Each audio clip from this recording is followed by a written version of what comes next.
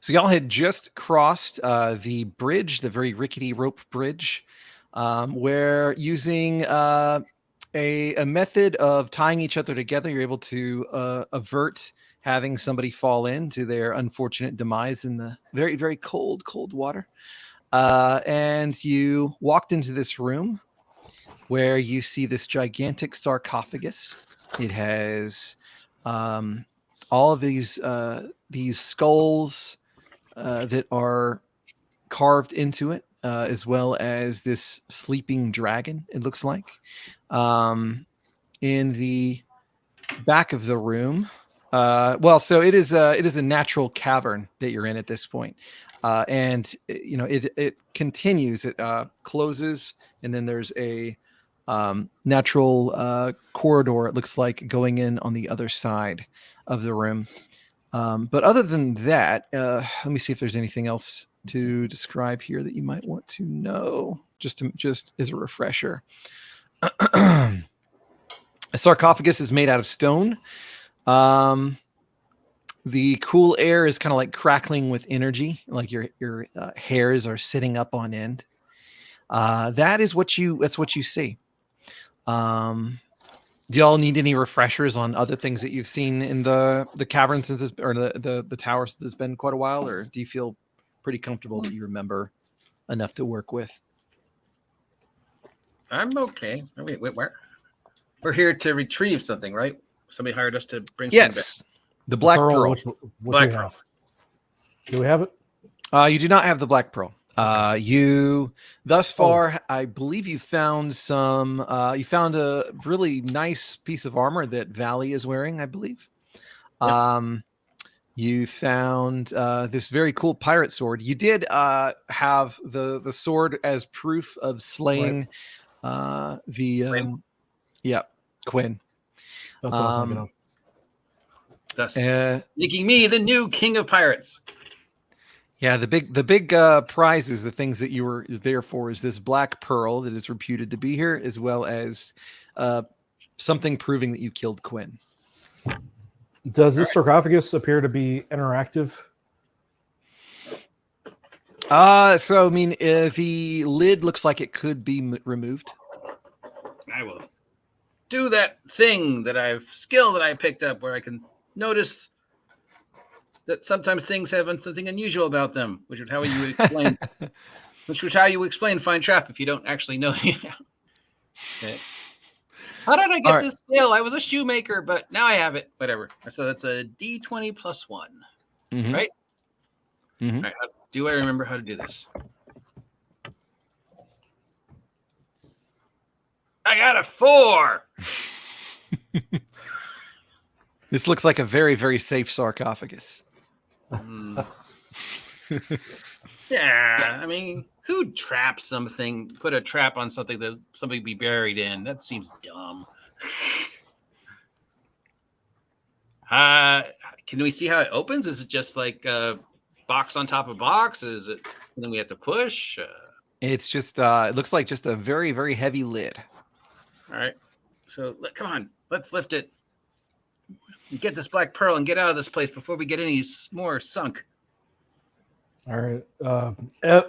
Ethelstan will join in the pushing of the sarcophagus, but he'll do so following the lead of Doris. All right. Well, Doris, with her 10 strength and her 24 years of life, I'm old.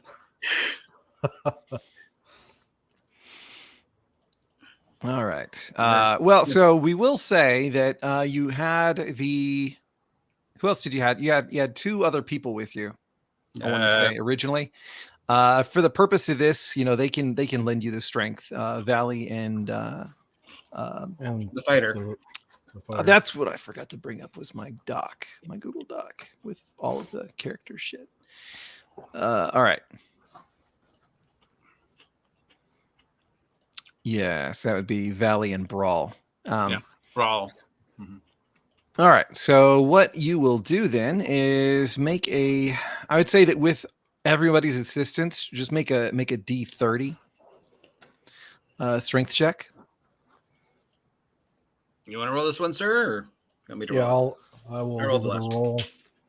What channel do we roll in? Game chat. Okay, I see. No mods. I would say probably add a +2 because I think the highest y'all have is a +2. Oh, not great. Not great. Wow.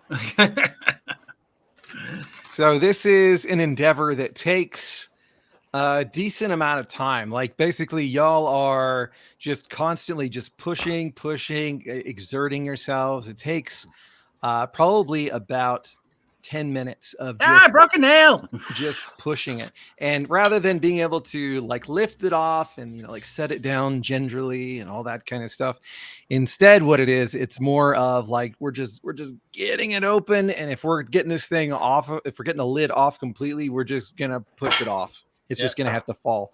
But what you see as you finally are like getting the crack, working its way along, is you do indeed see what looks like the it is kind of like the mummified remains of someone that you assume to be a great wizard, perhaps Cesricon the Elder himself, in this glorious robe that is just in peak condition. It doesn't seem to be rotting in any case. Then you also see that he has a crown that is resting on his brow, or what was once a brow.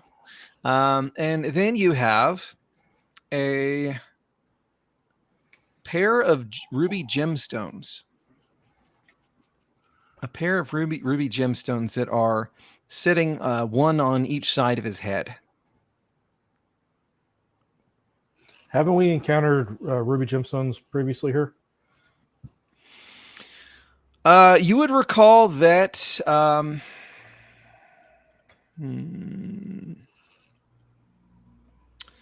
Let me see something real quick. I'm trying to. And I think my magical ring, has a ruby on it.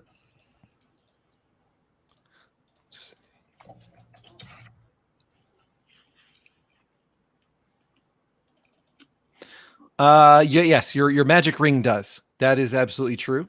As far as whether you've encountered some here, you do know that you've encountered some recesses that seem to be about the same size as these gemstones in the room with the portals. Yeah, okay. But as far as any other rubies in this particular tower, you don't recall having seen any. But no black pearl or whatever it is we're looking for. No black pearl. False bottom, anything like that? Tap, tap, tap. Oh, you're just checking around. Underneath them. Yeah, so you do a more thorough inspection. It takes a little bit more time, and thus far, you are unable to find anything of interest. And I was just checking to see if anything comes your way. No. Does this crown and robe fit Brawl? Or Trappist? Ethelstan. Ethelstan. Any of the boys. Any of the boys look good in a crown. I'm gonna just, so Ethelstan has like all the rookie cards of Cesricon, and he's got his like MVP card. He was a really big fan of Cesricon, so I'm gonna use all the cards, complete set. So I'm gonna got the bobblehead. Yep. I'm gonna get my staff, and I'm just going to like lift up the robe and maybe touch a ruby and just gently prod the items of interest. Okay. All right. So what I would like for you to do is try and this is kind of like because everything is kind of mummified. Let me check something real quick.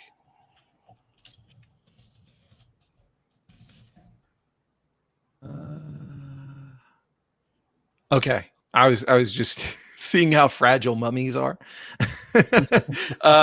Because this is going to be a delicate task if you're not trying to actually ruin the corpse. Yeah, just give me like an agility check. I would say that since you're using tools and taking caution and everything, you could roll it at a D24. And this isn't necessarily out of respect for his corpse, but knowing that Cedricon would do something like put a curse on his items. Mm-hmm. That is good thinking. So now we gotta compare every wizard we meet from now on to Cedricons. Like, your spells are okay, but they're not as good as Cedricons. Okay, so so you're trying to remove the robes, and the whenever you're trying to pull them off one of the arm is caught, and then rather than actually getting it loose, would you have any modifiers? Just for curiosity. Let me see. I know you burned some stuff. I don't know how your agility is currently. Have I touched? Yeah, I've burned agility too, so I don't have a mod. Okay. Yeah. So, basically, you rather, yeah, you stretch the arm a little bit too much. It is going to break. And what do you do at that moment? I'll try and reach in and see if I can help him. Gingerly lift the sleeve off the bone. Yeah, well, you know what? I'm gonna see if Cedricon's heart is there, or if his, like, do I think he's been, yeah, I'm gonna like open it up and see if I see any signs that his heart's been removed or anything like that on the robe. I would say that you can see that there is just an open cavity. Okay. Where his heart should be. Okay, so it's but no broken bones or cuts or whatever. It looks surgically removed. Oh, okay, all right. Well then, go ahead. Well, okay, well then I don't care. So I know Cedricon's in a different place. He's achieved true immortality. So I'm just gonna say, Doris, let's get while the getting's good. Okay. And I'll take the robe, or I'll go for the robe, and then I'll go for the gems and so on. Okay. All right. Yep. Well, I will say this. So whenever you're grabbing things, you're going to notice that there's just this sensation where you feel like you're being watched or noticed. It's kind of like this burning sensation, just like you feel it all over your scalp. It's deep, and it kind of shakes you to your core. Yeah. Grab the crown, put it on somebody's head. Bro, wear this. Grab the robes, have somebody carry it. Other person who's in here, wear this. Grab the 2 rubies. All right, so you pocket all that stuff. So I'm going to say this. I need you to make not OG. This is specifically for Ethelstan. Make not a wisdom. I guess it would be personality. I guess a personality saving throw. No, willpower. This is DCC, Aaron. All right, I've got a pretty good willpower save, if I recall. Let's see. Let me get the right sheets. Come on.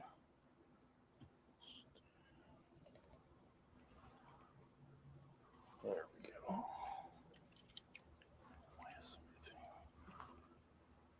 Well, no, it's my reflex that's better, I guess. Oh, you know what? I'm thinking of a different character. Okay, let's see here. So I have a +1.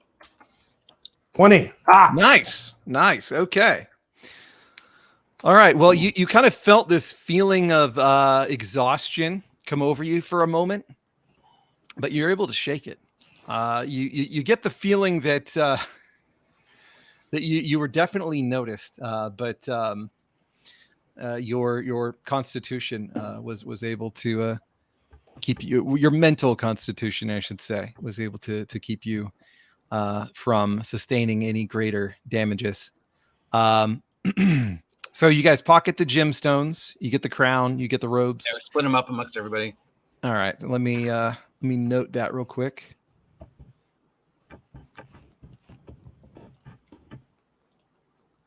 Okay. Which direction do we want to go? Back the way we came, or further down, sir? Ethelstan, you're the wizard. So, yeah, I guess we got to go further down. I rely on your intellect. All that smart spell casting and stuff. So cute when he concentrates. All right. So y'all are going to continue down that natural Yeah, the natural Sure. passage. Gotcha. Okay. So heading down that direction, it's a very narrow tunnel, and it ends with a blank wall of finished stone, just flat wall. And you notice that on the left-hand side there is an iron lever that is protruding from the floor. I should probably check that for unusual thingies. All right, give it a roll. Nope, it looked fine. It does look fine. Why would somebody do that? I don't even know. You don't trap a lever, you trap a door. How does it look like the lever is supposed to be interacted with? Pulled, pushed, twisted? It looks like it's supposed to be pulled. It's kind of like push, toward the wall currently. I will do that with all the confidence of my 8 luck. All right. So you pull the lever, and then you're going to watch as the wall is going to shift out of place, revealing the room that you guys were ambushed by all those pirates. Ooh. And that is the room where you have, let's see. Is the This room is- with all the doors. Hold on. Go ahead. This is where the fake hostages thing went wrong, right? Yes. Okay. Yes. Well, do we want to put the rubies on that portal that have the slots for it? So I misspoke. This is actually the other side of that particular. Whenever you went through the portal, so whenever Okay. you somebody pissed into it. Remember, Yeah. after y'all had solved the way to access the Yeah. portals on the other side. Yeah. So back you in that room? have So you have the walls decorated with the carvings depicting the dragon. You have the sigil carved into the stone, and then you have the actual one portal that is on one side of the room. And the other two that didn't work. The other two are not in this one. They're y'all would remember that if you go through this one, that you'll be back in the room that has the 3. And this is where that looks like we could fit the rubies into the wall. Not this one. So it's the other one. Yeah. So I guess we have to go back through that one. Yeah. Now, As bro. y'all go ahead.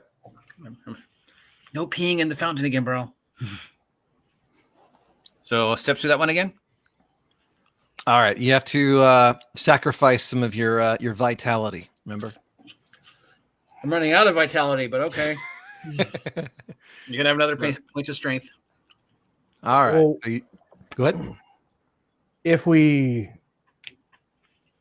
So I'm just having trouble visualizing this. So if we retrace our steps back to the tomb, was there anything we missed going that way prior to getting to the tomb?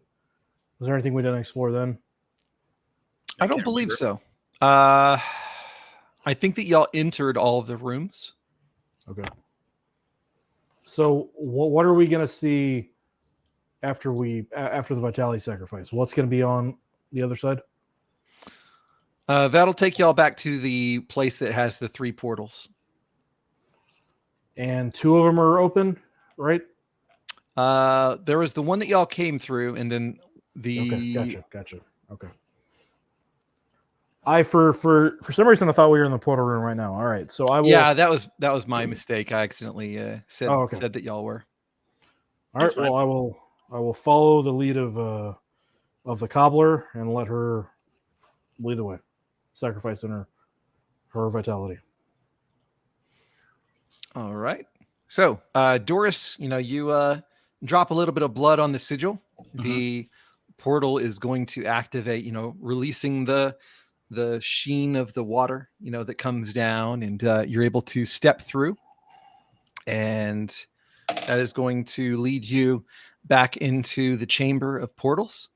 And so you're going to just, as a reminder, you still have like a lot of fresh blood. Well, not so fresh now, pulled under the archway that you're just now emerging from. And as you turn and look behind, you'll see that that is the one that has pearls pressed into the eye sockets of the dragons, of the dragon rather. And then you have you have another archway that has emeralds on it, which that was one that y'all tried and it didn't do anything. And then there is the one that does not have anything in the eye sockets. It has the two openings. And does those sockets look about the size of two big rubies? They do. I will attempt to take the rubies and squeeze them into the eye sockets. Okay, they fit just fine. Click. They fit just fine. Does anything happen?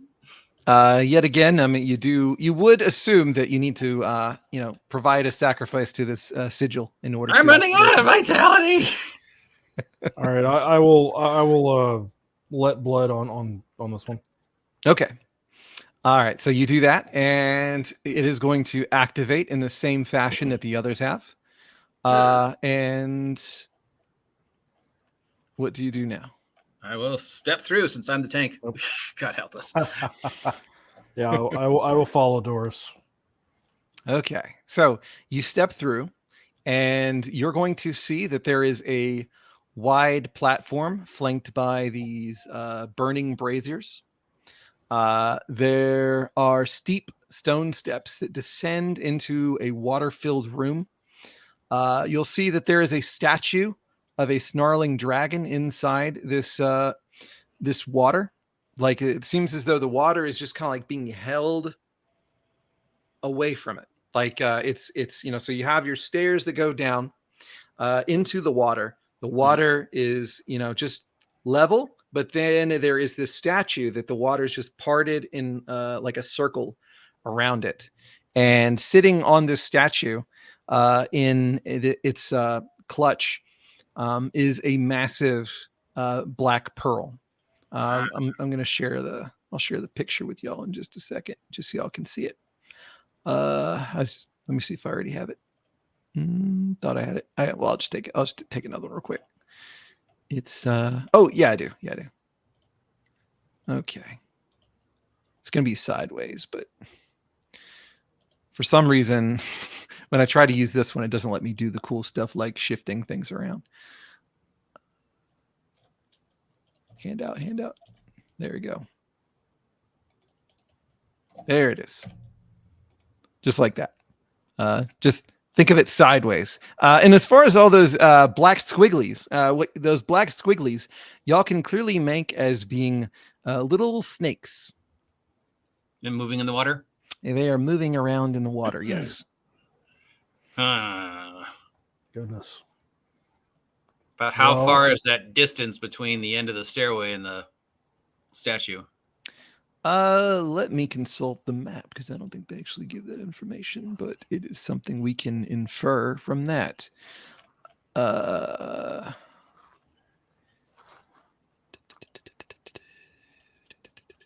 There we go.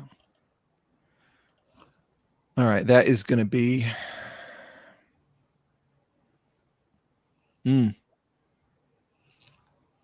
That's a pretty good one. That's probably about 25 feet. I don't think... There goes that idea. I don't think we've seen anything that's 25 feet long that we could place over it. How big are the snakes? They're like 4 feet long, 5 feet long? Yeah, about I would say probably about 3 feet long. They're rather small. And Small snakes in the water. Oh, those can't be dangerous. they don't. Is there? Are they? And they're active. They're swimming around. Yes. So I mean, some of them are more active than others. But they're not. They don't seem to be just like resting entirely. Is there one close enough that I can poke it with my staff to make sure it's corporeal and not an illusion? Yeah, go ahead. Yeah. All right, I will, as safely as I can, poke one of the snakes just to make Okay. sure, to see if it feels real. Yeah. So you poke at one, and as your staff like enters the water, then the snakes they just kind of like shift out of the way. Well, I wonder if the snakes will react if we touch the pearl.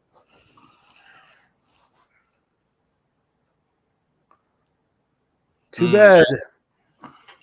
Is there anything we can like hang a rope from the ceiling and do the old pirate swing across? Yeah, that's a good idea. Let's see here. And do we have a rope? I don't think we do.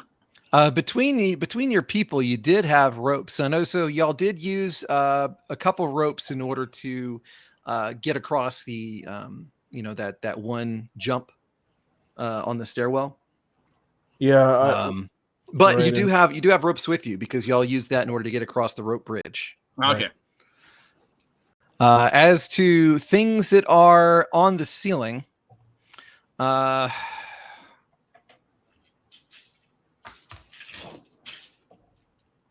going to say there's probably a 2 in 6 chance. No, nothing of that nature. Can I tell how deep the water is? Can I see the bottom? So yeah, you can see just because of the way that it has that gap, around the dragon statue. You can see that it's probably about 3 feet high. So, Caesarcron will punish the foolish, but reward those who are bold. And with this so do I see any other Caesarcron symbology here? Like, can I see the far wall or the side walls or anything like that? So you do have a decent amount of light, thanks to these braziers, and you're going to see that there are a lot of murals and things like that in the room. Let me look back at that real quick.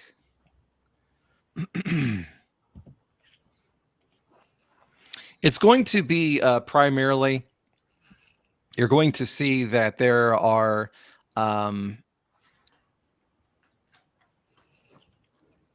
there's a lot of the symbolism regarding the metamorphosis into like the dragon spirit that's like traversing like the cosmos is what it looks like. It looks like this 3-headed dragon is going into other worlds and all this kind of stuff. You do notice that there seems to be a lot, or at least not a lot. There seems to be a bit that's dedicated to this tower itself. And then you can see that there is a lot of you have this tower that's in the sea, it's being shown as such, and that it looks like there is some kind of force that is holding back the water. Oh, okay. So the pearl might be the thing holding back the water. So do I see a means of egress if this place starts to flood or whatever? If the portal behind you. Okay. 25 feet and 2 braziers. And is there anything in the braziers that I can see? Is it coals or magical fire or anything? It's magical. Yeah, yeah. You would assume as much. They've they're not being tended to or anything like that. You don't see any kind of like actual ashes or anything. It just seems to be the same kind of cold blue fire that you've seen on a lot of the torches throughout. Is it hot? No. When you put your hand up to it, it doesn't put off any heat. If I feel around in the braziers, is there anything in them? No. So Go ahead. go ahead. Go ahead, Wizard. I was just gonna say if there's any sense in searching the area further than we have. You would assume that the only things that you probably would be able to find might be lurking in the waters. It's because of the light and the way that it's being cast along, it's you can see that there are shapes in the water, but as far as being able to see what's deep down, you can't really see as much, just because of the nature of flickering light. Can I move the braziers, or are they? They are quite well fixed. Maybe with enough strength, you might be able to break them free. Well, that goes out of here. Okay. So I'll tie my rope around one of the braziers and give me about 35 feet of slack thereabouts. Well, I guess however long I think it is to get to the dragon plus like 10 or 15 feet. Let's say plus 15 feet. Okay. So And then about I'll- 40. Yeah, that's 35 feet about. Yeah. And then I'll You I'll sure say you don't Doris. mean it? Yes. I'll do it. You shouldn't get your little footsies wet. all right. I'm a pirate. I've asked. All right. I will tie the rope around my waist, walk down to the edge of the water, and slowly start going into the water, walking towards the dragon. Step sploosh, very quietly, very gently. Don't upset the highly venomous snakes. All right. So you're gonna be very, very, very slowly, carefully wading your way through the water just so that you don't disturb the snakes. Yes. All right. So you go through, and as you're very trained in careful movements and all that kind of stuff. Was surprisingly given Yeah. your previous professions, but through the past few months you've been training a lot. You are a very quiet business, you find that what ends up happening is some of the snakes, they kind of like brush up against you at one point or another. They don't seem to be responding in any kind of hostile manner, though. Shoemaking is a very quiet business. Gotta write down the quotes, yeah. Yes, you do. So you manage to emerge on the other side of this wall of water, and so you will see that this black pearl is resting within arm's reach. Okay. Does it look like can be removed, or is it stuck to the statue the same way like the braziers and stuff were stuck, or? It's basically resting in the mouth of the dragon. All right. Looks like it might need a little bit of persuading, but not much. I want to persuade it enough that it's loose, but not take it out. Okay. So you're just kind of I like can't take it out really quick. moving it around to the point where you're sure that if you wanted to pull it out, you could quickly. Yeah. Okay. Yeah, that's not a problem. You do so. And so you find that it's at that point. I've got like my hand behind it. Wedged my hand in it. So when I start running, I can just like run and have it in my hand as I'm running back the way I came. Mm-hmm. That's the general idea. Sort of like a basketball kind of thing. So that's what I do. Hand behind it. Okay. Get in my little running position. On your mark, get set, go, and then just slam it out into my hand and just run. I'm sure the water's going to start rushing in. All right. So that is what you do. So Ethelstan, you're going to watch as Doris does this. And, so the water kind of like the moment that this thing is pulled out, the water just starts falling in toward the statue. Doris, give me a reflex save. I'm going to say a D24 because you saw this coming. Okay. Spikes your point. You're wanting to get a 15. Okay. Yes, 7. Ha ha ha. Oh, Jesus. Okay. All right.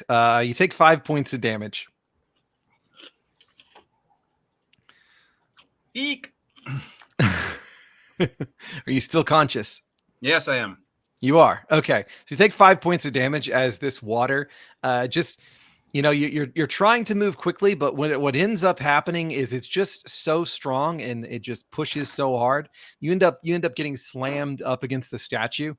And it is not a comfortable statue. It has a lot of very, very sharp, not sharp, pointy areas just because of, the way that this thing is carved. Like part of you might get caught up in the teeth, the claws and all that. It's very, very uncomfortable being pushed very hard.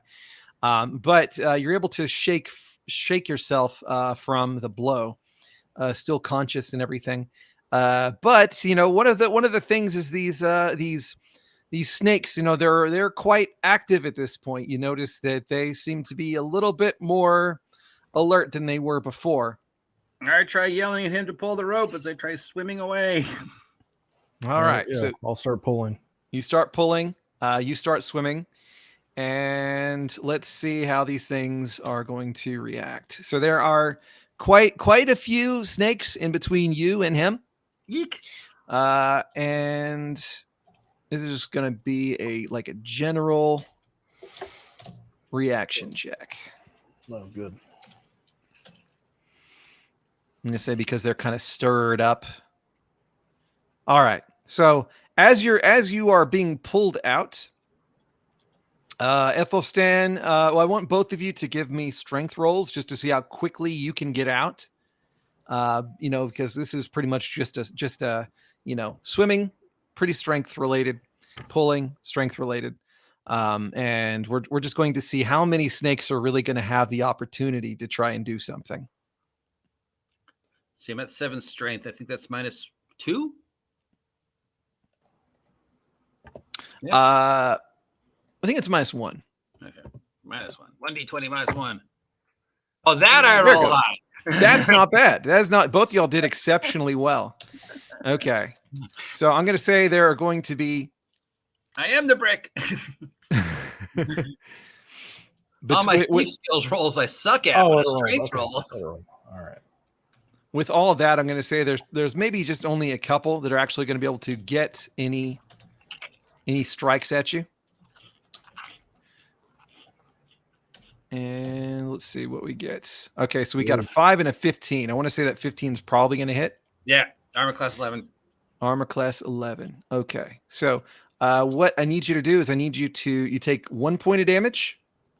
Oh, okay. And I need you to make a fortitude save. Fortitude is +0. And you want to try and get at least a 10. Come on. Oh! I rolled a 1. How? Oh my gosh. Okay. How? Why do you know? Yay, Aaron killed me. Okay, so you take 2 points of stamina damage. Wow. 2 points of stamina damage. That makes my stamina 8. Okay, that's not as bad as I thought it would be. All right. So Does that cost me? with that, you are pulled clear of the water.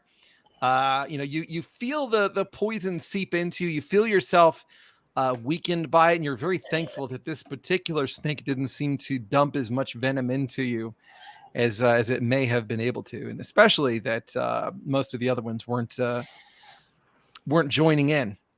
Thank God for my old wrinkled leather-like 24-year-old skin. But one of the things that you are noticing is that this whole room is starting to fill up with water from the bottom. All right. Well, Brow's probably going to have to help me out, but I think we need to start running. Well, for me, it's being dragged, but yeah. All right. So are y'all just trying to get through the portals as quickly as possible? Yes, please. Unless Ethelstan has something else he wants to do in this room. I mean, there's nothing else to do, right? Not that you can see. Go ahead. How much? Like, what's the rate of water? It is. Like, is it a flash flood type of situation? It's pretty fast. I would Okay. say you can tell that this whole room is probably going to be full of water in just a few, maybe about a minute. Well, wizards don't do water, so I will do what Dor suggested and flee. All right. So let me pull out my my little countdowns. Let's see. Yeah. That's what I need. Okay. Got my little countdown going. I need one more die.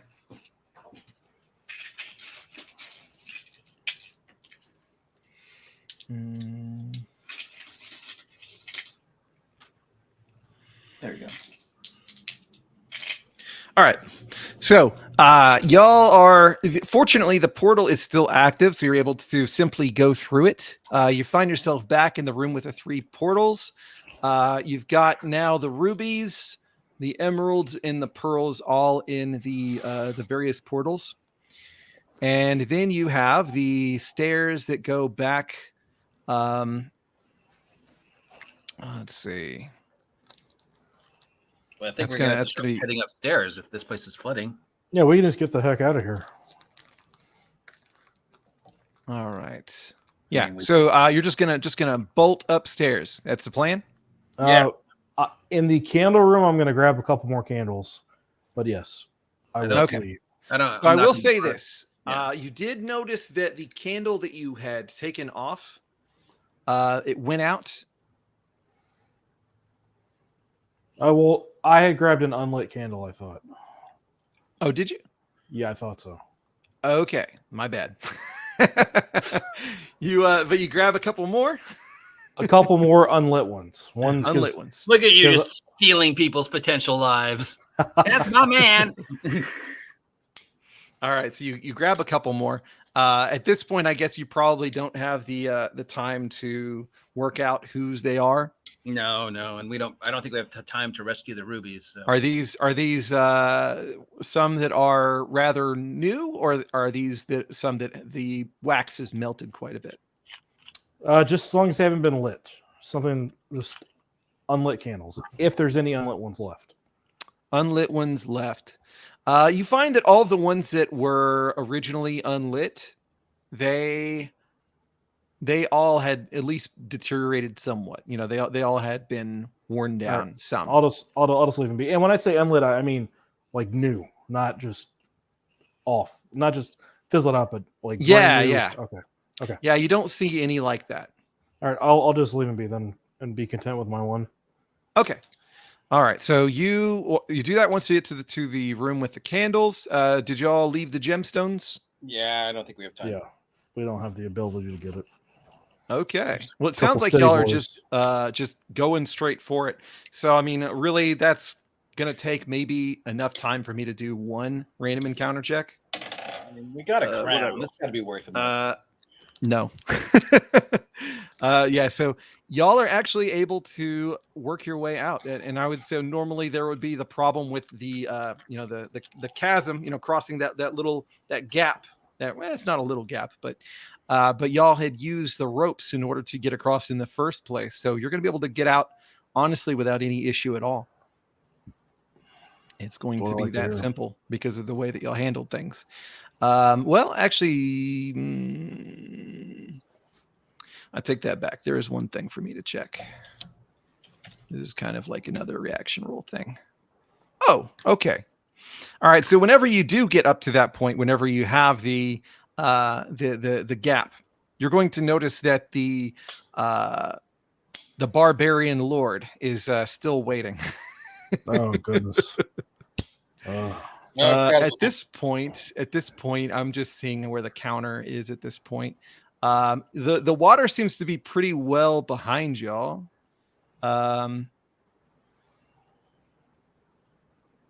Is there any way to sneak past him? He's already awake. Is he awake now? Yeah, he's awake. He's like just kind of like staring down the stairs as if he, has been standing there this entire time, ever since y'all ran that direction. Waiting for us to deal with him. Yep. Great. Well,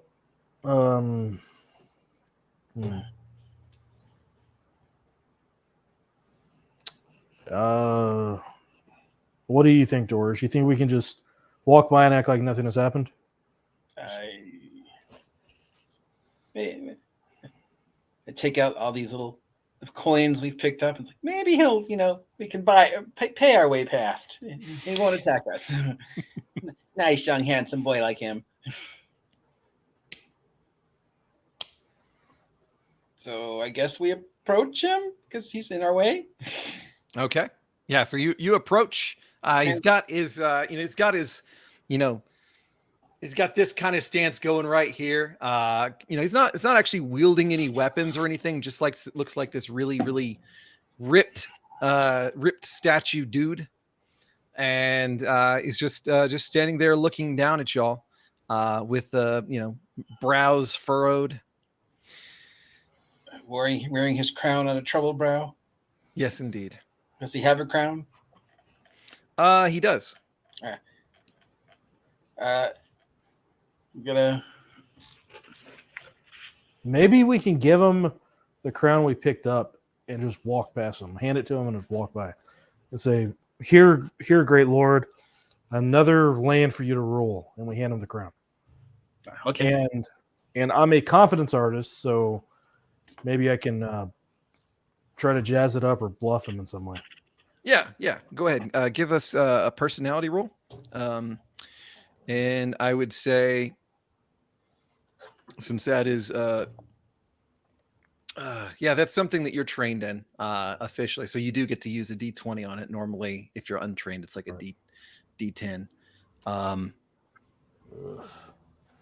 It's not terrible. It's not terrible.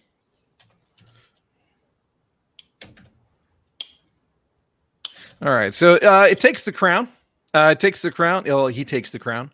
He kind of like holds it in his grasp and kind of inspects it. And then seems to just kind of be letting y'all pass. Just kind of like moves out of the way. Works for me. Works for me. All right. So y'all continue your way? Yep. Yes. Okay. So at that point, you are able to make your escape. There's really nothing holding you back. It would be after that you actually would be encountering the candle room. And then you would be climbing your ladder to get out the trap door that you came down in the first place. At that point, you would see that there is the skiff still awaiting, as well as the skiff that was used by the pirates. And you have the people ready to row y'all off back toward the city of Portsmouth. Yes. Is there anything in the pirate skiff? There's some general supplies. I want to say that y'all kind of went through them a little bit before, but I could be wrong. I don't think we did, but I might be wrong too. I can't remember. I don't have anything written down. But let me check. I just remember crossbows and such on the guys we took crossbows. Yeah, murdered in their sleep. That is true. That is true. So if you want to take just a moment to do a little bit of an inspection, you'll see that the so they did have some basic food supplies and things like that are sitting there, and then they had some like harpoons, and they have some they got oars, pretty basic. Y'all are not that far out. You would assume that their ship is probably not that far away, like their actual. Does the boat look any? Could we sell it? The extra skiff? Could we like tie it up to our? Like, could we each row a ship back and maybe sell it? I would say that y'all probably have enough people to do that. Okay. I got a D24 with maritime skills. Ooh, you do. I will sail this boat. Suck it, pedal sweat. Suck it. All right. So the pirate queen, Doris, draws whispers out with a mighty yo-ho and commandeers the pirate skiff. Takes one back. And then the rest take another back, so y'all are able to get out with all this stuff except for the crown. Let me remove the crown from the party inventory.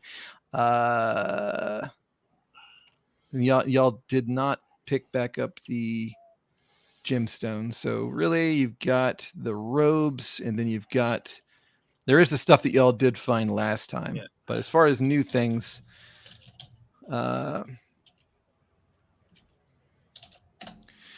you have escaped with the Black Pearl. All right. So now there is the question of recompense for all the things that you have endured.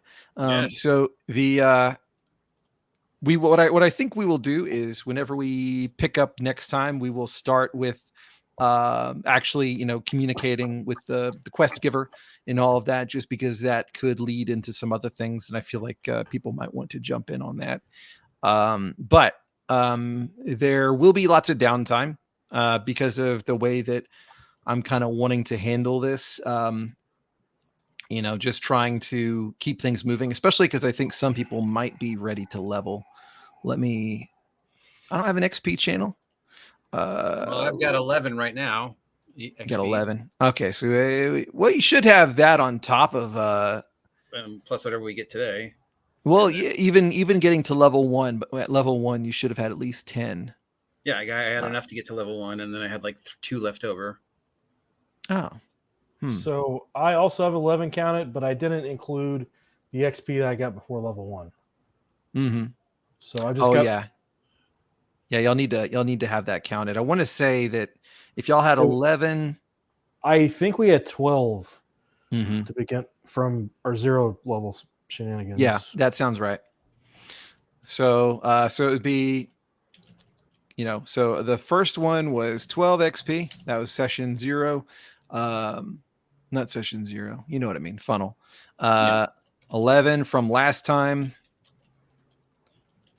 All right, and then so this time you had a very, very difficult encounter. Probably 4 XP for that one. Probably another 2 for the Cesricon coffin, and then I'd say another 2 for the way out, especially since y'all had to sacrifice some of your goods. Yeah, Doris has to go like a month off. Yeah, well, that's another 3 thing. points of strength, a point of stamina. So altogether, if anybody that's been there for all 3, that is going to be 1931. So 31 XP. Which it's still quite shy, I think. Well, no, I think 25 is level 2. Let's see. It's been a little while. Judges rules, experience points. No, that's not the right section. Isn't it in the very beginning? It probably is. Level advancement. Yeah. Okay. 50. Okay, so it's 50. I thought it was either 25 or 50. The reason I thought it was 25 is because when I did my DCC Chalt game, I actually cut it in half. So it was 25 for them, but it's 50 here. So y'all are more than halfway. Yeah, to level 2. Gems. Now, one thing that will affect y'all, and I'll say that it will affect those that were here last time as well, is all of you, even though you didn't level up, you get a full extra hit die. Ooh. Yeah, there's a reason. You will someday know. So what do we got to roll? 6? Yeah, just go ahead and roll another hit die, and that is yours to keep. Stamina bonus? Yeah. Okay, do I have one? Yes, I do. Awesome! I got 1 whole hit point. Oh, jeez. I deserve it, considering how much I've suffered, all the points I lost. I went from 9 to 10. That is always tragic. Oh my gosh. I mean, it's better than not having any, I guess. But I can't believe y'all both rolled 1s. Avray is savage. Yeah. All right. So the big spoils are going to be y'all's. At least these the ones retrieved on this particular thing. So while y'all have me for downtime, is there anything that you have in mind? Basically, what's going to happen is y'all are going to get back. You're going to be able to meet with the quest giver to turn it in and get whatever rewards, or maybe you decide you don't want to turn it in. It's just kind of depends on what you want to do. Well, he's the collector of all things Zethercon. I just came along for the adventure. Is the pearl magical, or is it just a big pearl? I would say that you can probably tell that it's magical just because the moment that you felt it, the moment that it was felt, and I guess this probably would have been described to you, maybe, Doris. Well, there's 100 depends on if Doris is letting anybody else touch it or describing how she feels. But whenever anybody holds it, they feel really good. I already feel really good being a pirate queen, and I don't want to upset my man. He needs his Zethercon solid ruby bubblehead. So that's true. Don't I get 100 gold pieces for proving I killed the pirate Savage Quinn? Indeed. Yeah, well, that's enough to pay for how much it's going to cost to repair all my body parts. Oh, I need to be leashed. Yes. So after that meeting takes place, whatever y'all decide to do next as far as actual adventuring, it's gonna be let's see, we started on April 15th, and then it's gonna be like you're gonna have like a month and a half of game time to just for downtime to get done whatever kinds of shenanigans you want to try to get done. Well, how long does it take to recover from all the stuff we lost? I mean, you get 1 point per day of stamina, or not stamina, or like any stat in particular. So like if you just pick whichever one you want to recover for that day. Well, so I mean, really, so I need at least a week to rest to recover from everything. Yeah, that's not a problem at all. You're gonna get all your luck back and all of your stamina and add agility and all the stats, and like you have to be down more than like 40 days, okay, or like 40 points. Yeah, so I am down 17, so I guess I'll have 17 days of bed rest, and then for downtime, is there plus lost hit points? So yeah. Oh right, yeah. So I lost hit points too. So yeah, I think we spent our month pretty much in bed. Well, so you get the all right. So you don't have to do necessarily bed rest. It's not quite as strict as first edition or anything like that. As long as you get a good night's sleep, then you're fine. And you get your stat points. You get 1 stat point, and you get the HP recovered also. So it's a little bit kinder than that, I would say. So something I've discovered as a wizard in DCC is that with the random spell generation, some of the spells are nearly useless. That is true. And I am concerned that I'm never going to get Call Familiar or Magic Staff or Patron Bond or anything like that. So for my downtime, is there any way I can influence my roll next time? You don't even have to roll if you are able to find a connection to a spell that you can learn from. So right. It's kind of like how I've handled my AD&D stuff, where if you meet somebody like a powerful wizard, or like just a wizard period, or if you just know where to find the knowledge, then you can just use that in order to learn that spell specifically, instead of having to roll. Okay. So really, I guess for you, probably the quickest way, the best way would be to either try and find a patron you can do something for in order to get the spell taught, in exchange, or to try and find find the knowledge in the wild that you would need to do it, or to do some like research, whatever. But the research route's probably costly, more high level type thing, just because you need a lot of knowledge for that. So as far as Patron Bond, are you doing it as per rules? Oh, yeah. We're just using rolls for that. If you find since you were in Cezricon's place, his tower and everything, can the spirit of Cedricon be his patron? Yes. Yeah, that's the thing. Cezricon could be his patron.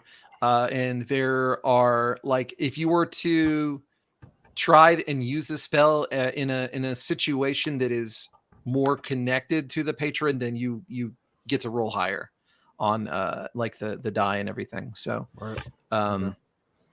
that's how that works. But when I was talking about patron, I was talking about just like a person rather like when I probably should be more careful about my usage of that word. Yeah, I just meant like like Pandaloom recruiting Turgeon to go off and do something in exchange for teaching him how to create vat people, like that kind of thing. He's kind of like a middle manager for adventurers. Yeah, exactly. Because they got their own shit to deal with. So, they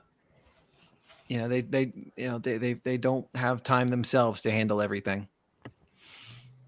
It tends to be how I like my high level characters. So all right. Well, so as far as that goes, a non-magical patron, I would be looking for some wizened old bastard that can teach me dark magic, basically. Okay. Yeah, that sounds like that would be a sound way to go. All right. So that's what you would be spending your time trying to do? Yep. Okay. All right. So you would be aware that there is a man, in fact, that lives in Portsmouth, and his name is Zylarthan. I'll just put this in downtime.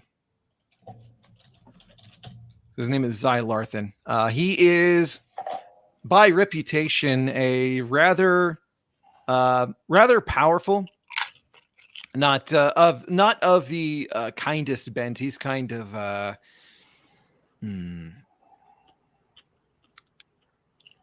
he's not very like beneficent or anything like that, but at the same time he's not going to be the kind of person that's just like nobody dares step up to his threshold for fear of being turned into something awful.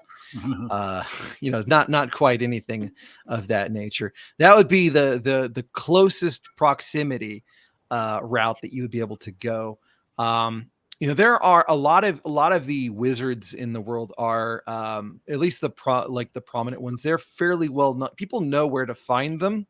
Finding them isn't the difficulty. It's more just like making their acquaintance. The other thing that you would know is that there is another one that's a little bit more aloof, and he likes to gamble. In fact, he regularly goes to the tavern actually in Portsmouth and gambles with the sailors and stuff like that. I'm a sailor. Let's go gamble with him.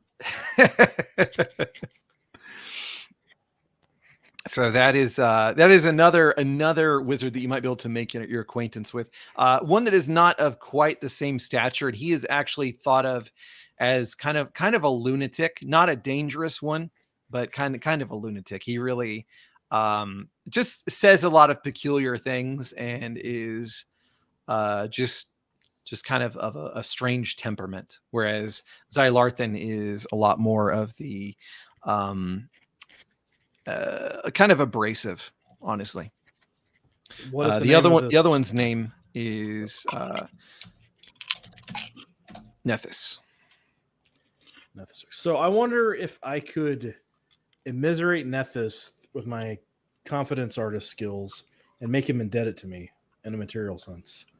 Like, does he legitimately gamble, or is he just gambling to? Like, is he gambling because he's trying to get rich? You would assume probably not. Not, because the people that he's gambling with. So I'll tell you this. So you actually give me an intelligence roll, because this might be something you may already know, or this may be something that you may have to actually spend some time to learn about. 9 again. 9 again? Wrong. I rolled the wrong one. Oh, it's okay. 9. Is that with bonuses? Oh, with my int. Yeah, it should be 11 with my int. 11? That's not bad. So you would know that people that want to make big money, they're either going to be doing private games, usually in like the capital cities. That's where people are prone to be doing stuff like that.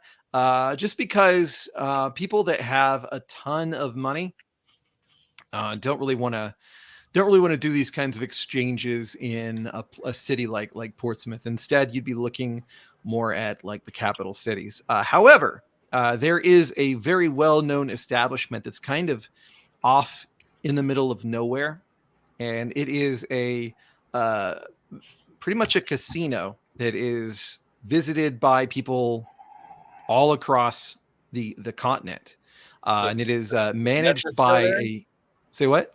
Does the wizard we're trying to seduce go there? He does not. Uh, At least he is not. He's not been reputed to do so. so But maybe we could stake him. You know, stake him for a big gamble, and then we set it up so he fails, and then he's in your debt, and he has to teach you magic. It sounds like the plot for a really saucy romance / movie, but I don't know what a movie is because I'm a DCC character. But yeah, let's stake him and convince him he's all like a big gambler. Like we purposely lose, and then he ends up in our debt, and then he has to teach you magic. so you want I to like the hustle? way that sounds. Yeah, hustle him, definitely. Yeah, convince him that he needs to go, gamble in the big town. We're going on a worldwide poker tourney. All right. Kind Well, of thing. That sounds like something that we would come up with. That sounds piratey and Definitely. not too dangerous. I just don't want to get turned into a frog or a toad, but No. Well, that's what Brawl's for. oh, that's true. For Puddlefoot. all right. If that is the plan, then I think what we'll do at that is we'll put a pin in that until the session, just so that I can work out some of the additional details. But so let me go ahead and put that in downtime. Is that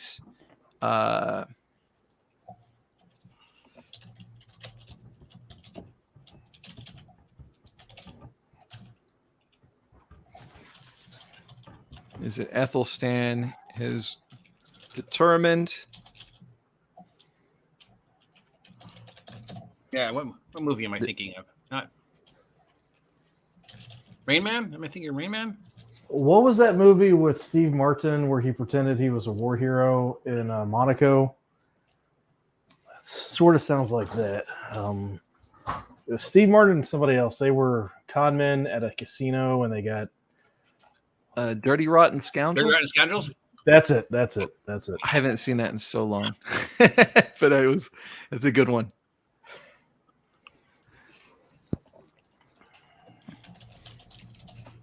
Yeah, we're definitely going to Rain Man this guy. Totally. We're building up. We're going on a walking gambling tour of all. I know I'm thinking of a movie, but I don't know what one. We're going on a walking gambling tour of all the casinos, and we want to stake him to be our guy, and then we're going to totally scam him. So, what do you mean by stake? This is a term I don't know for gambling. What does stake mean? We're going to give him the money. Okay. We got 100 gold pieces reward for I got you. me Okay. killing Pirate Quinn, which also technically now makes me the Pirate Quinn according to the sword. So we will stake his bets out of that 100 gold. So we're gonna be his financier for the gambling. And Yes. He's gonna owe us the money that he. We want him to come with us on this world tour. All right. To go to the big gamble because we've heard he's such a great gambler and we're willing to stake him because we're so desperate. And then he'll lose and he'll owe you and he'll have to teach you spells. It's not the best plan, but then, it's not like I'm a criminal genius. Often a plan is better than no plan. So, yeah. Unless Aaron's got a dungeon we need to go into. I have heard there's probably a crashed spaceship around here. Yes, indeed. Oh, right, so in DCC.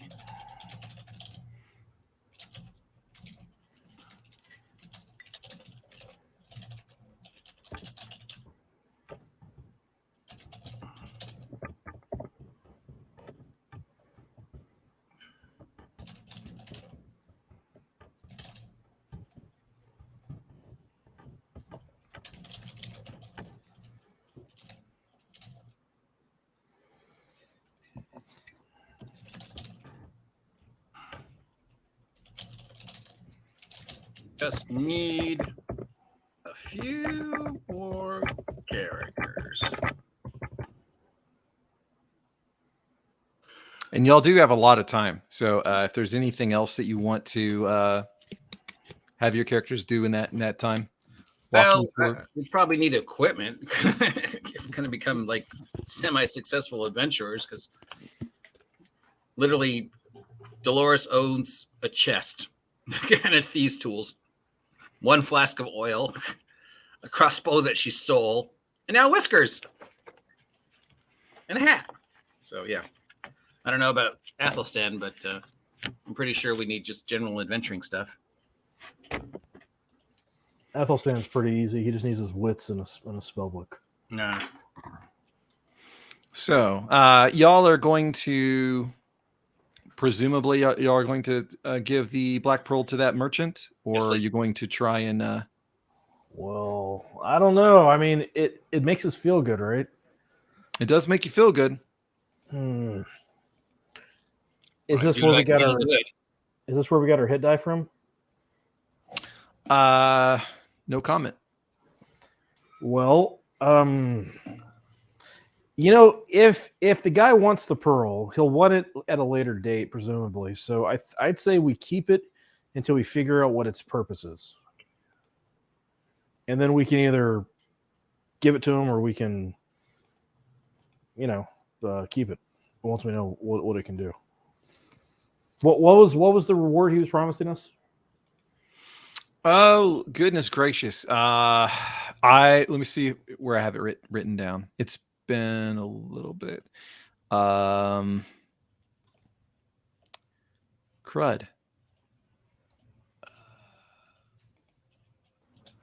Want to say that he was offering 300 gold pieces total, just to be split. However, we should give the pearl.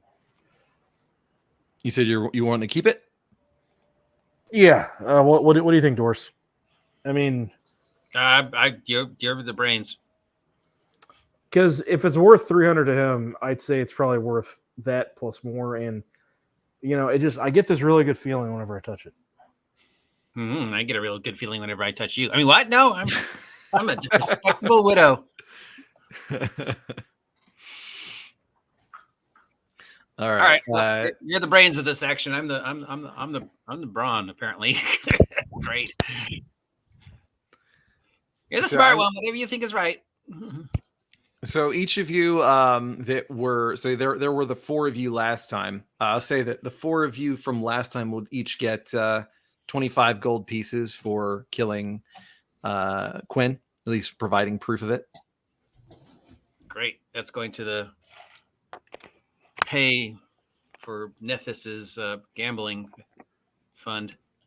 Is he angry that we're not giving him the pearl or playing dumb about it? So you tell him about it, and surprisingly, he really doesn't seem all that concerned. He seems a lot more satisfied to see the sword, because he assumes that there's no other way that it would be in y'all's possession, unless you had slain Quinn, and that seemed to be his biggest thing. Okay.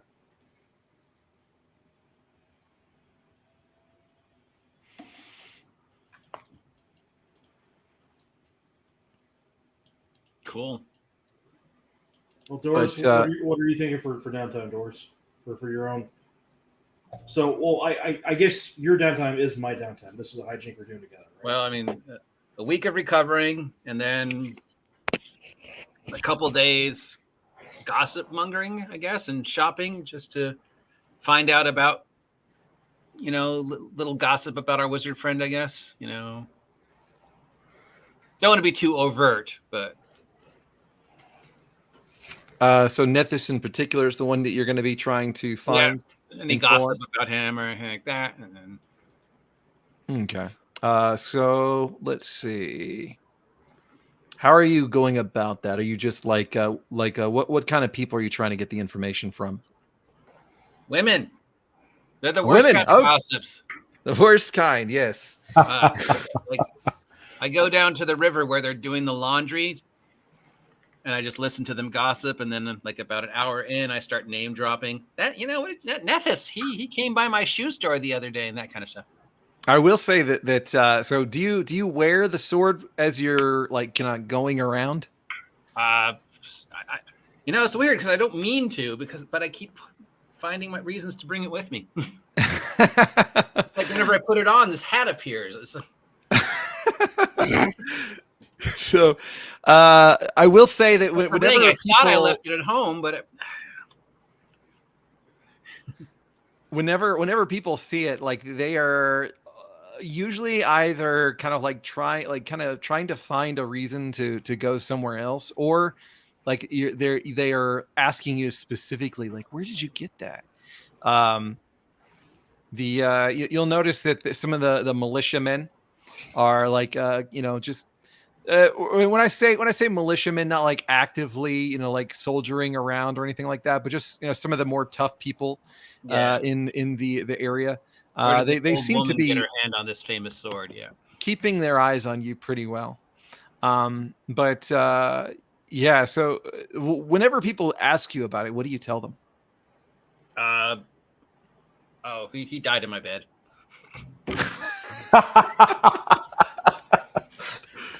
I killed him with love. he went the way that all men want to go. Yeah. Yeah, you would. I think she's proud that she killed Quinn. That she's the pirate queen. I don't think she's gonna deny it. Yeah, you'll get mixed reactions from that. Probably 12 years of just being, wife and mother and shoemaker. Suddenly she's like, I'm the pirate queen. So yeah, she's totally proud. Definitely. But you killed it. You killed him with love. Yeah. Okay. Yeah. Mixed reactions primarily from people whenever they do ask, but usually either looks of disbelief, and then or amusement, I would say. I was just curious about that, but that being the case, I would say that go ahead and give me a personality roll. What is my personality?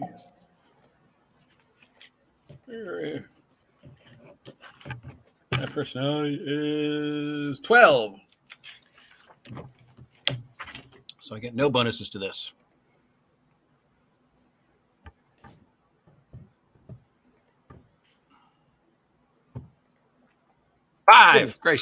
Goodness gracious. Yeah, so you're kind of like trying to get this information out, but you're just you're just putting people on edge whenever they see this weapon being it's not only is it associated with Quinn, of course, but it's also just kind of a very imposing looking blade.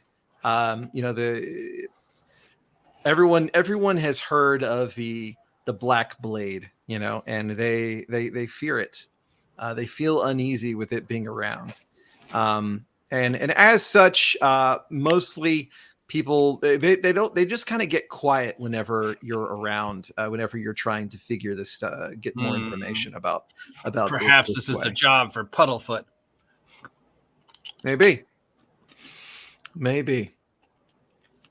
But that takes a few days of your time.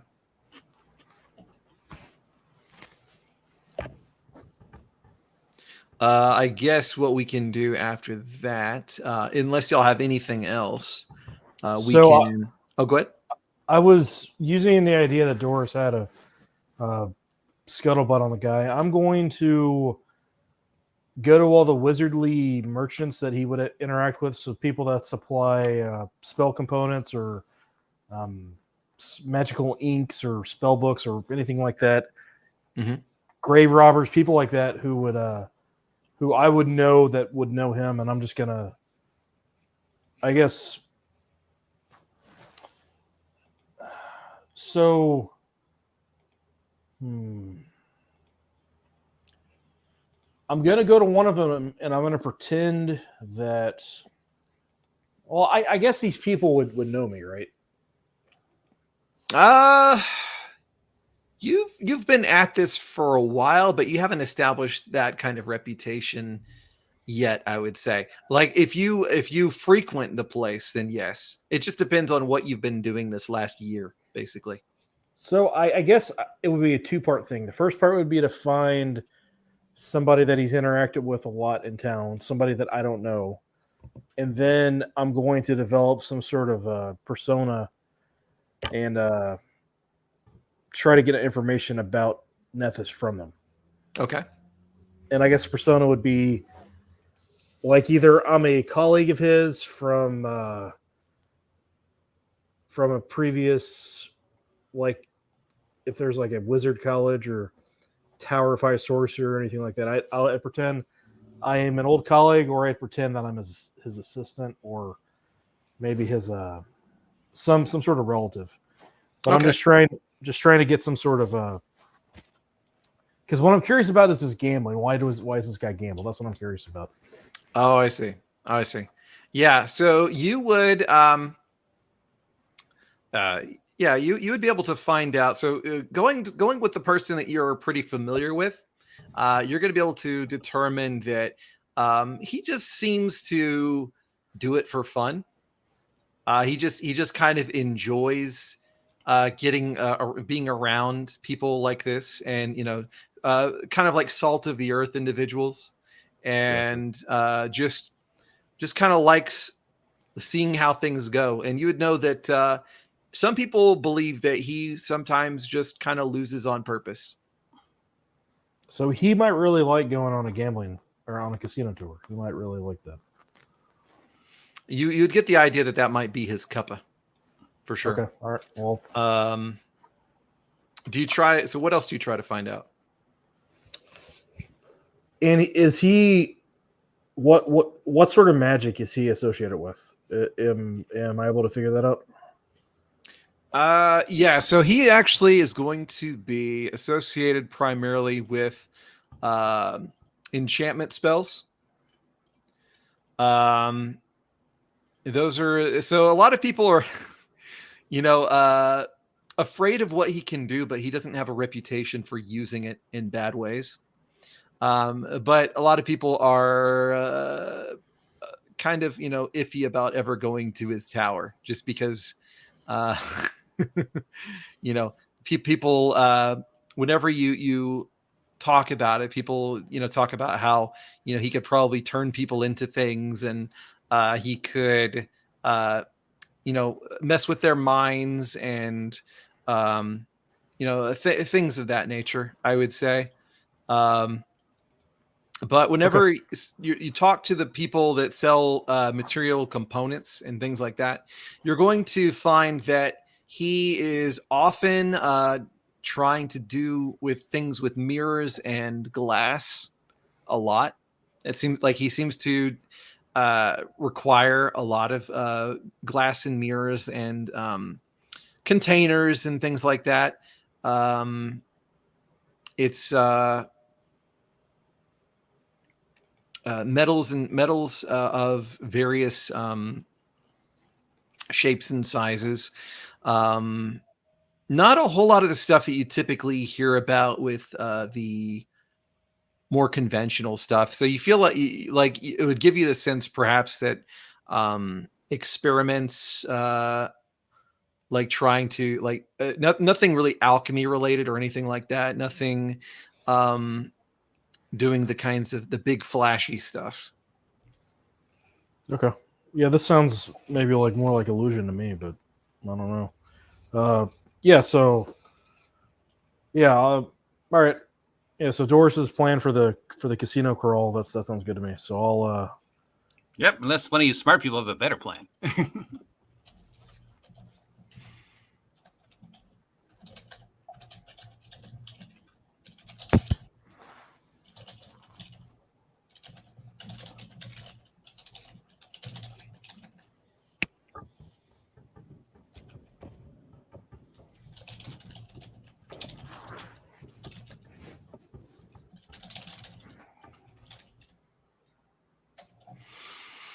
Okay, so we'll leave opportunities for other people to come up with other things that they're going to be working on, and I'll just say that y'all will have opportunities to try and collect more rumors and things like that, just to figure out what's going on. And there's going to be some information that will come out, and there's going to be some things that you can kind of see what kind of threads you want to tug on. Really, there's a lot of things that y'all could do. I've got a lot of stuff prepared, and some stuff that I'm going to finish preparing. Apparently, Now, I need a go ahead. parrot. Now I'm just looking at pirate stuff. What other pirate things? Oh, I need? yes. I need a parrot. Well, you need some money. Like, you need some money so you can do all kinds of piratey things. Well, I do have a skiff. I mean, if this gambling thing doesn't work, we could just go pirating. Just take over where Quinn left off. Yeah. I mean, there's between me and Puddlefoot. That is always a possibility. You could probably make a killing in that vacuum. Mm-hmm. Oh shit! I forgot what I was going to say. Oh, I was going to say that. So I will have family over next weekend, but then I will be good. On the 27th, the 3rd is North Texas RPG Con. I'll be out for that, but then I should be good for feasibly maybe the rest of the summer, just because I'll be able to since with my schedule I'll be able to do a lot of the things that I was having to do on Saturdays. I'll be able to do them in the middle of the week, so that should make it where I should be able to make just about all Saturdays after that, all the way up until August. Yeah, pretty much mid-August probably. Cool. So, whatever works. I am going to be out on the 27th. I've got family visiting, but I'll be good on the 10th. All right. Well, that sounds good. I appreciate y'all playing, and I'm glad that y'all got through that, because I was kind of concerned. We did our best. Thank you, Aaron. Say what? We did our best. Thank you for not killing me. Okay, thank you. Y'all earned it. I mean, like, it was close stuff. Things would have been very bad. So if you failed that one save, I can't remember which one it was. Was it save? No, it was the one with the sarcophagus. Well, the poison save was, that's pretty bad. You might have been okay. But the sarcophagus one would have reduced agility by like 1d8, I think.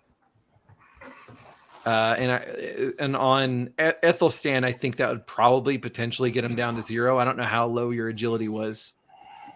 What was it? No, it wouldn't. I don't think it could have killed me. I think I was at 12 agility because I'd burned 2 with spellburn. Yeah, so I mean, it still would have sucked. Okay. You were a lot better off than I thought then. Yeah, all my maybe I'm missing something, but I have 14 agility. Oh, okay. Yeah, I'm not keeping track of everything that you burned there. I'm just I'm not that level of auditing, just because it's too much work. I'm working on something. It's not for auditing purposes, but I'm working on like a spreadsheet or like a Google sheet that is going to be tracking like a lot of stuff, partially like monthly expenses and things like that, because people are wanting to hire people to do stuff, so that way they don't have to like calculate all that themselves. Like, like you can just enter how many people of what kind they've hired, and it'll just say how much per month it's going to cost using AD&D prices. I don't think DCC has hiring prices in there. I think it's just equipment. So just using that. I think the basic economy for DCC is like gold is not quite as plentiful as it is in AD&D. So there might be some necessary shifts there a little bit, but because gold is all over the place in AD&D. What was the name of this adventure, if you don't mind me asking? Oh, it's Tower of the Black Pearl. Okay. And after you pointed out that all of Harley's adventures are linear, I can't not see that now. They're like funhouse rides. Yeah. A lot of them are. What's it called? Fate's Fell Hand is kind of, I think that's one that's not quite so much but really the ones that are not linear are usually the ones that have just like an open area at one point, and then maybe it's kind of like more of like a you have several different like quadrants to go visit or something like that. But as far as like the dungeons, they do tend to be that way. I think that's just because that seems to be what they seem to favor with a lot of their formats. It's either like a pretty linear thing. I guess it's not entirely true because a lot of the Michael Curtis ones aren't like that. Like what's it called? The Queen of the Elves son, Queen of Elfland's son. Like that one's actually pretty open. So I don't know. I guess maybe it is just kind of his. Maybe the Purple Planet ones are more open. But yeah, once you do see it, it is pretty crazy. But even so, I think it's a neat adventure. I just whenever I was doing the prep for it, there's a moment where I thought about expanding the tower to have more stuff, more places to go. But I kind of decided against it. But I do know that a lot of the other things that I'm seeding in, they're going to be a lot more expansive. Well, I still like the adventure. It's just an observation now that I can't unsee. You're welcome. Yeah. There are good, like there are okay ways to do linear and there are not okay ways to do linear. I felt like this had enough to interact with in meaningful ways that it's a lot more tolerable. But the biggest problem is just whenever it's like forward fight. No, that's when it's at its absolute worst. And I like how with this one, it's theoretically possible for people to just not even figure out how to go and find the Black Pearl. You know, it's possible. I don't know how likely it is, but it's possible. There's some pretty long-look-at-it players, but, you know, it just depends on the group. Mm-hmm. Yeah, I've had a lot of luck with players. You know, I had this one dungeon that I built that like I was surprised at just how much they were able to get out of it. You know, like to the extent where, you know, it was they had like gemstones that go into the wall, like recesses that make the wall shift down. And then they even figured out, you know, like, hey, you know, when we take the stairs here, that wall should be like right over there in the wall. So like if we, you know, like excavate a little bit, we should be able to retrieve those gemstones. And I was like, dang, y'all are smart.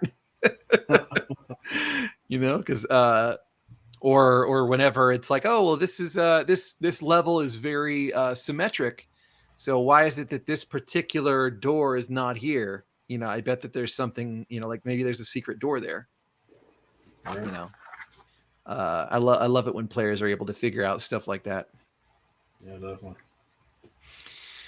But I'm hoping that you know, I'm not going to push it in any direction. I'm going to let y'all decide what direction things go. But I'm hoping that there is a bite on a good dungeon crawl with a lot of stuff involved, because I'm dying for it, like vicariously, because I love them as a player and I'm not really doing many of them as a player, and also just because I love building them. So if y'all go through another one, that gives me a reason to build another one. Works for me. All right. Well, so thank you all again for playing, and I guess we will see each other for OG. I'll see you in 2 weeks, and for Trappist, I'll see you. It's going to be a little while, but I'll see you around the 10th. All right, cool. Thanks, Darren, as always. Yeah, and if y'all think of anything, if you think of anything else for downtime, just put it in the channel. I will. All right. Thanks, Trappist, for playing. All right, yep. Thank y'all. See ya. Thank y'all for All playing. right. Talk to y'all later. All right, See bye. ya.